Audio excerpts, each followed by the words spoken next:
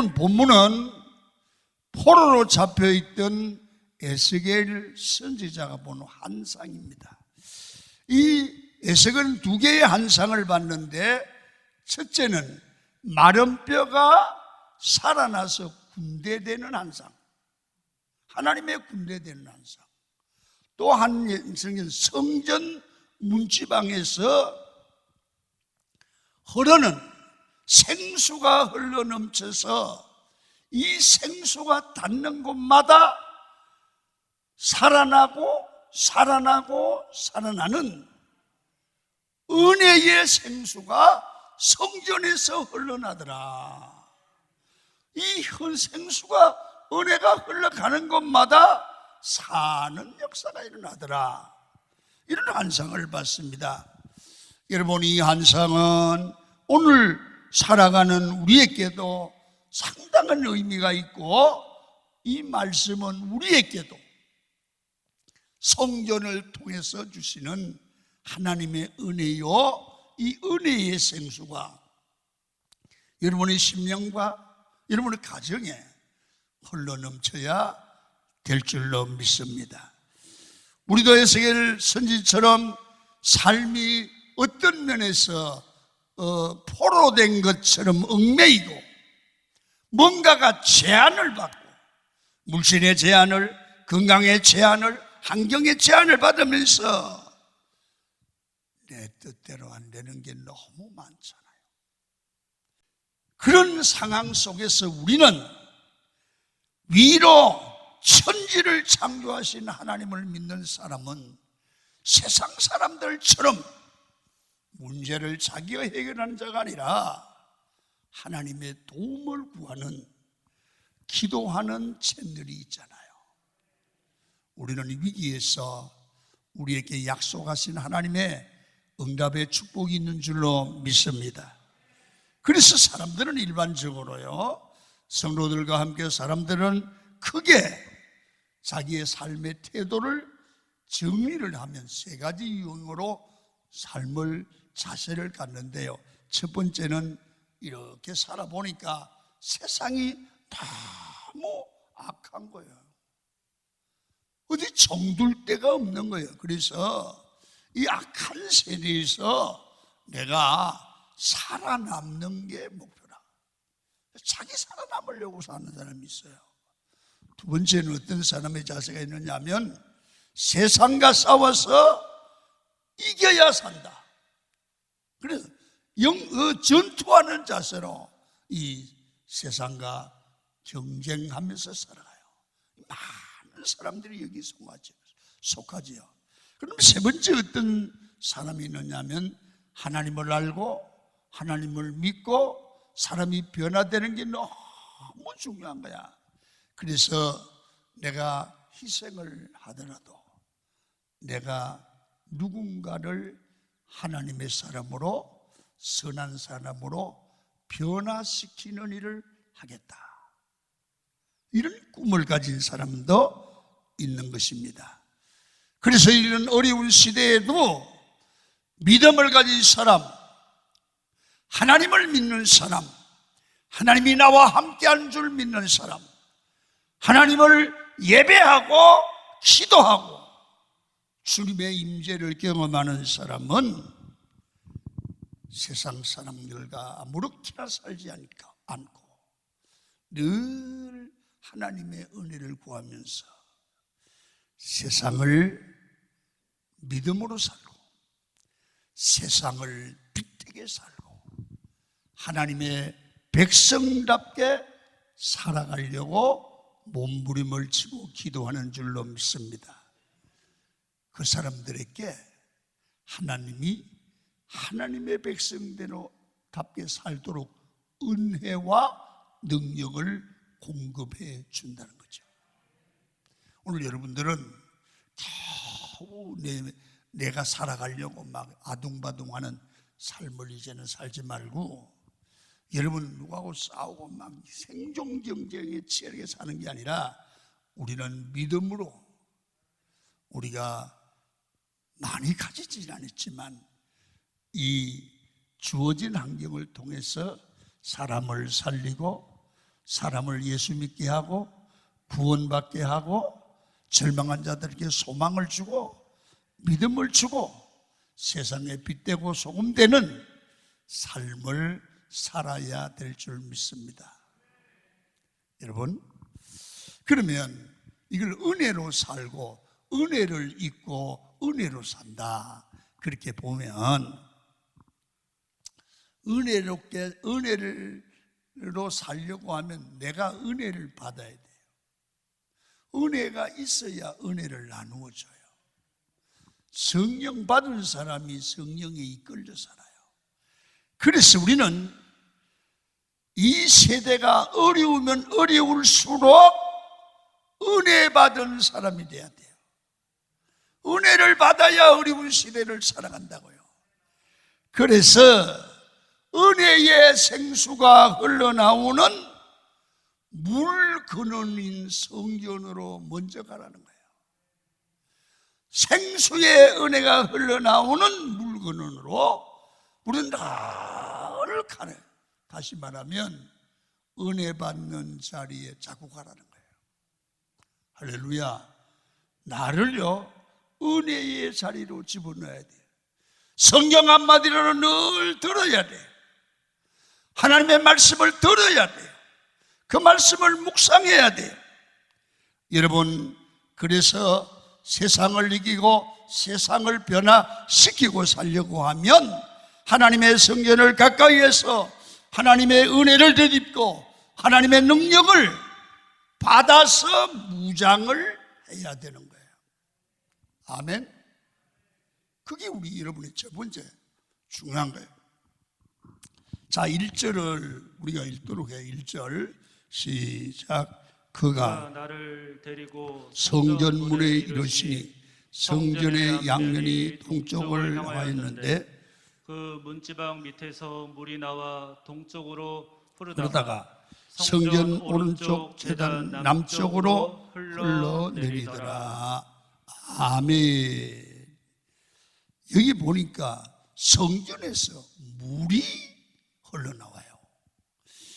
이 물은 생명을 상징하죠. 여러분, 우주를 탐색할 때 여러분 우주인이 그 별에 가면 물이 있거나 물의 흔적이 있으면 생명체가 있을 수 있다는 거예요. 물이 없으면 생명체가 존재가 안 된다는 거죠. 그래서 화성에 물이 흔적이 있다면 그 화성에 생명이 존재할 가능성이 있다고 그러잖아요. 그렇다면 물은 생명을 말합니다. 우리 생명의 근원인 물이 성전으로부터 흘러나온다. 그 말은 우리가 사는 생명수의 은혜가 성전으로부터 흘러나온다. 하나님의 전에는 오면 생명을 얻는다. 사는 길이 열린다.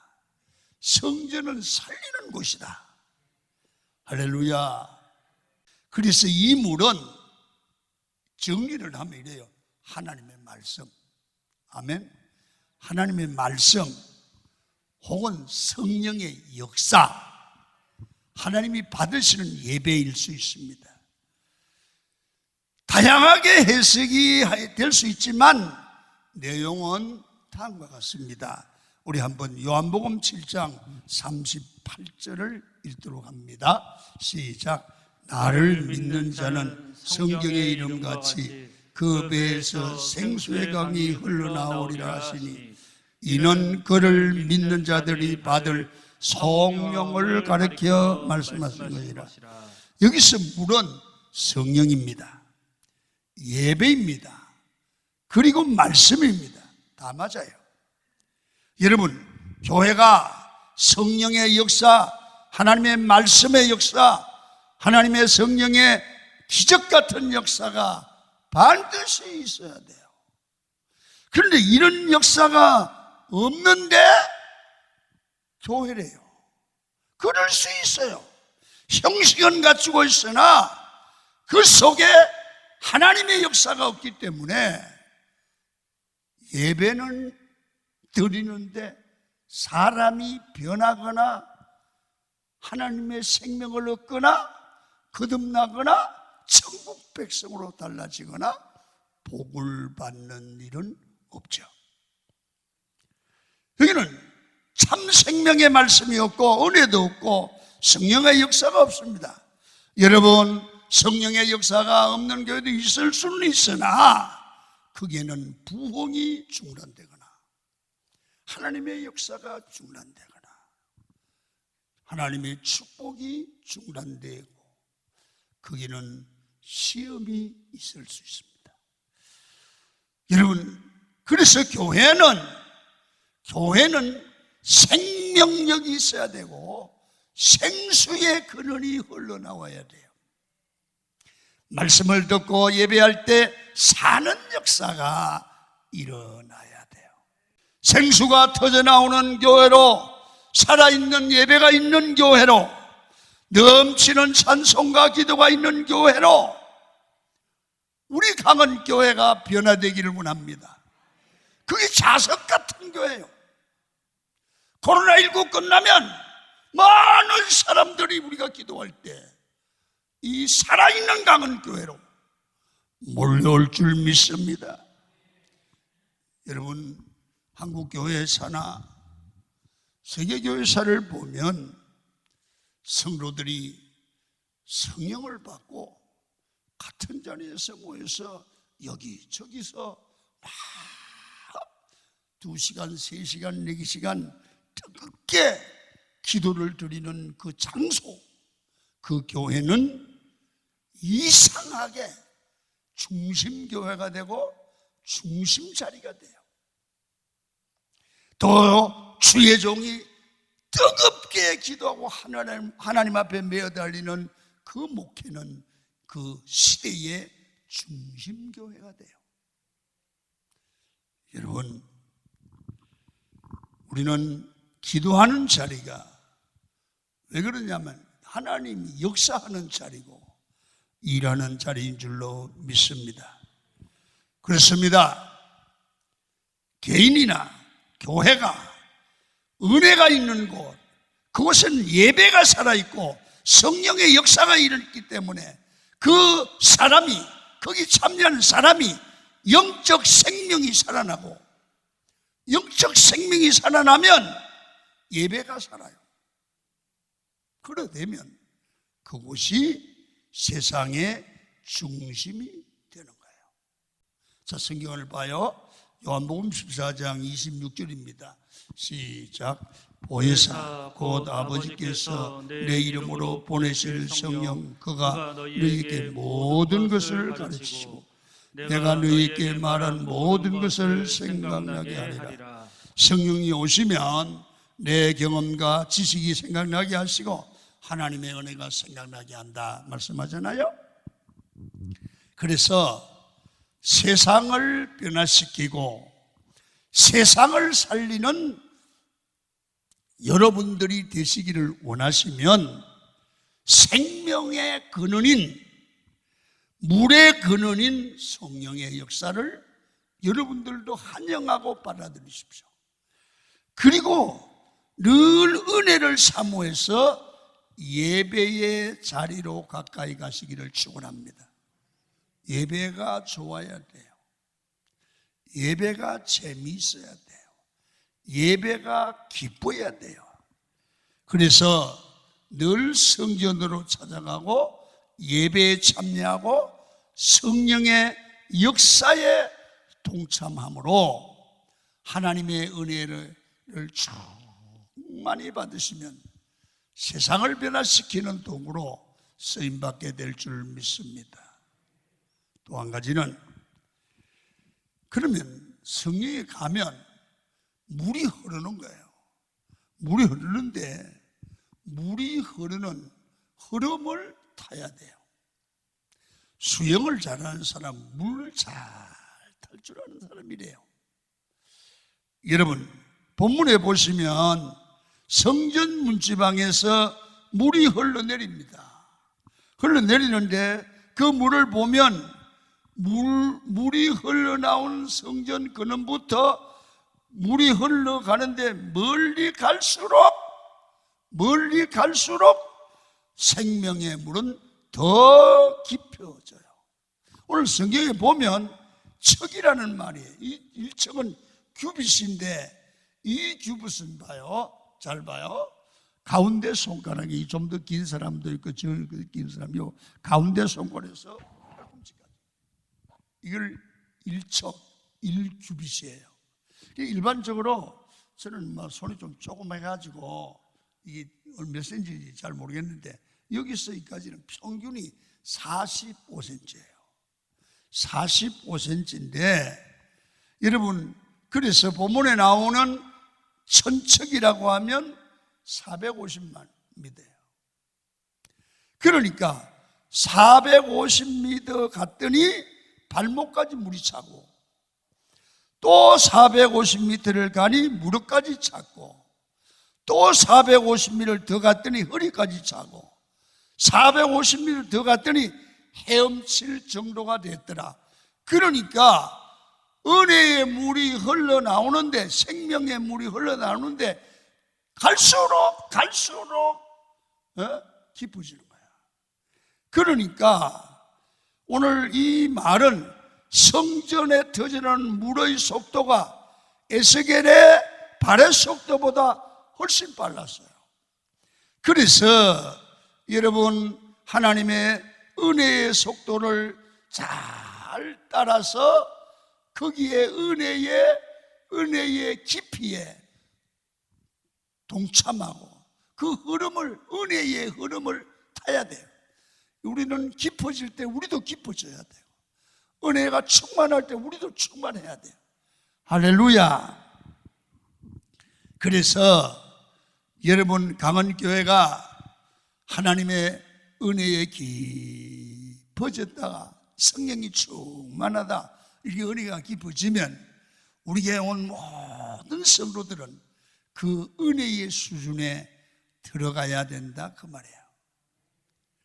여러분, 발걸음보다 하나님의 은혜의 발걸음이 훨씬 더 빠른 것입니다. 은혜가 넘치는 인생을 살려고 하면 은혜가 넘쳐 흐를 때 내 몸을 던져 은혜의 흐름을 잘 타야 됩니다. 그래서 여러분, 우리 인생도 주와 함께 은혜의 강물에 우리의 인생을 집어던지고 가장 가치 있는 인생, 풍성한 인생이 되어야 된다는 것입니다. 무엇이든지 가만히 있으면 썩게 되어 있습니다. 그래서 내 생각을, 내 몸을, 내 은사를 자꾸 써야 돼요. 쓰지 않으면 썩어요. 그래서 여러분, 언제나 도전의식을 가지고 내 자신의 믿음이 변화되어야 돼요. 11절에 보니까 한번 읽습니다. 시작. 그 진풀과 개풀은 사라지지 못하고 소금 땅이 될 것이라. 진풀과 개풀의 특징은 물을 흘러보내지 않고 먹고 있는 거야. 믿기는 믿는데 안주하여 있는 거야. 어정쩡한 거야. 그러니까 자기 마음의 생각만 가져있지 그 믿음을 표현하고 주의 일을 하고 쓰임을 받지 않으면 죽은 신앙이라고 말해요. 그래서 여러분, 진펄과 개펄은 자기 물을 내보내지 않기 때문에 죽은 땅이 되듯이 하나님의 사람이, 하나님이 주신 축복이 있어요. 이 축복을 다시 활용해서 하나님께 영광을 돌리고 사람을 살리고 주의 일을 감당할 때 이게 승리하는 자가 될 줄로 믿습니다. 그래서 우리는 움직여야 돼. 자꾸 활동을 해. 그래서 우리가 인생로 마귀에 우리를 공격할 때 가만히 있으면 안 돼요. 자꾸 움직여야 돼요. 기도해야 돼요. 예배해야 돼요. 주를 섬겨야 돼요. 그럴 때 결국은 하나님이 쓰시고 승리하게 될 줄로 믿습니다. 그래서 우리 예수 믿는 사람들은 교회에서 하는 일을 무관심하면 안 돼요. 그 일에 동참해야 돼요. 뭐 작은 일에도 동참하고 함께 할 게 없으면 기도하고 성교도 가고 내 돈도 쓰고 헌신도 하고 예배도 동참하고 그럴 때 내가 가치 있는 인생이 되고 살아있는 인생이 되고 하나님이 더 은혜를 주고 하나님이 더 거기에 쓰게 될 줄로 믿습니다. 그래서 늘 주의 일에 동참을 하고 그 다음에 예배에 참여함으로 하나님의 은혜가 내게 흐르게 하도록 만들어가는 여러분이 되기를 축원합니다. 이것이 중요합니다. 세 번째는 은혜의 물줄기가 가는 곳마다 은혜의 물줄기가 가는 곳마다 열매가 있는데 생명이 살아나요. 하나님이 은혜의 물줄기를 받고 은혜 받은 사람들이 툭 던지는 말 한마디가 그게 열매를 맺어요. 복음을 전하는 그곳에 그게 열매가 맺어요. 그러니까 여러분 평신도더라도 하나님의 은혜 받은 사람과 은혜 받지 않은 사람은 달라요. 자, 오늘 성경을 한번 봅니다. 8절 하반절부터 9절입니다. 시작. 이 흘러내리는 물로 그 바다의 물이 되살아나리라. 이 강물이 흐르는 곳마다 번성하는 모든 생물이 살고 또 고기가 심이 많으리니 이 물이 흘러 들어가므로 바닷물이 되살아나겠고 이 강이 흐르는 곳만 모든 것이 살 것이며 물줄기가 가는 곳마다 생명, 은혜의 물줄기 가는 곳마다 생명이 살아나는 역사가 있다. 바울은 이 말씀을 믿기 때문에 모든 길은 로마로 통한다고 했습니다. 이 세계의 모든 길이 로마를 통해서 가면 다 가는데 그 길을 통해서 바울은 복음을 전하는 길이라고 생각했어요. 여러분 로마는 그 길을 작전상 세계를 지배하려고 만든 도로인데 바울은 너희들은 그렇게 만들었지만 하나님은 이 도로를 통해서 세계에 복음을 전하는 거다. 보는 시각이 다르잖아요. 그래서 우리의 인생도 가는 곳마다 복음을 전해야 됩니다. 어딜 가든지 살아계신 하나님의 복음을 전하는 인생이 돼야 돼요. 그럴 때 내가 전하는 이 말이 영혼을 살리는 거예요.